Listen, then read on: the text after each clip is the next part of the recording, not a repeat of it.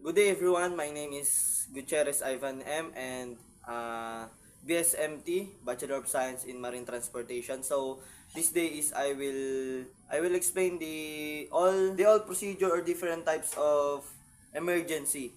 So the first one is mast station.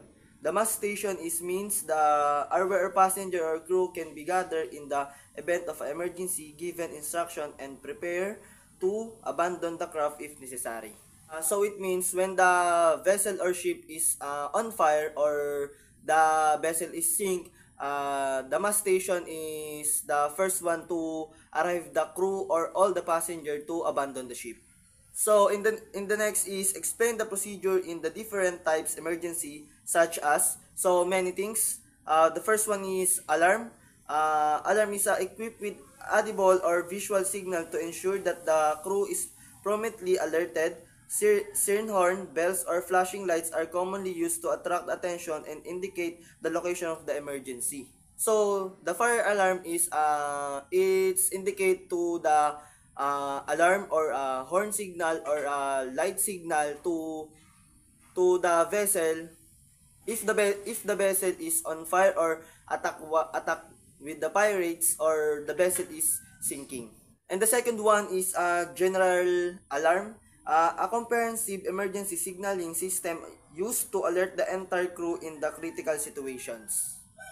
The general alarm is like a fire alarm. So otherwise, the general alarm is if the vessel is critical condition, it indicate the general alarm to the alert all the crew. And the next is abandon ship alarm.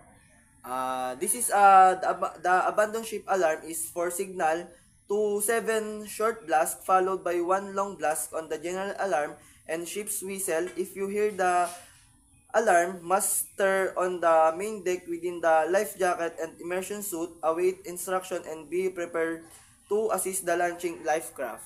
So if the vessel is on fire or the vessel is sinking, the abandoned ship alarm will the master or the captain is the decision of the captain should be taken, and if the lifecraft or the lifeboat is already, the all crew or passenger is go to the lifecraft or lifeboat. And the next is man overboard signal.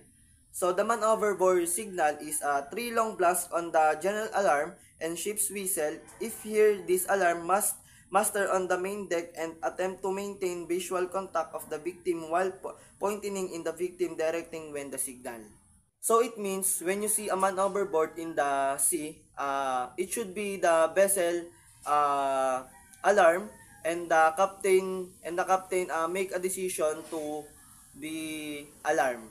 And the next one is CO2 alarm. CO2 alarm fixed fire extinguishing system installed in the cargo hold and machinery space. The CO2 fixed firefighting system has both or audible and visual alarm. It is distinct from the machinery space alarm, the water instruction alarm for cargo holds and other alarms. And the next is engineer's calls. The standard radio communication phrases used by ships at sea, most notable including distress calls like Mayday for life training, emergency span for urgent station not immediately life threatening, and security for broadcasting safety information like weather updates or navigating hazard. And in the next one is cargo hold floating, the compartment within a ship called the cargo hold, which is designed to store and transport cargo, and because the ship itself float on water, the cargo hold essentially floats along with the rest of the vessel it is travel. And the next is pollution prevention.